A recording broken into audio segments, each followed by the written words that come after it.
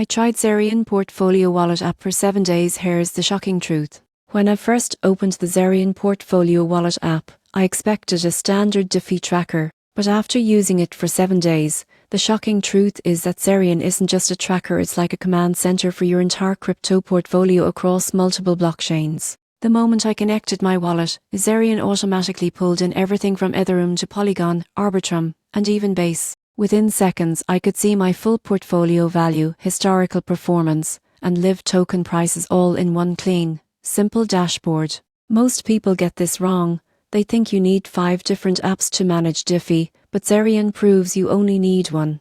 During my 7-day trial, I used Zerion to swap tokens directly from my wallet, explore new DeFi protocols, and even buy NFTs. The app doesn't hold your crypto, it connects to your self-custodial wallet, meaning you keep full control of your private keys. That's a big plus in a world where central exchanges still get hacked. One feature that stood out to me was Zerion's Smart Feed.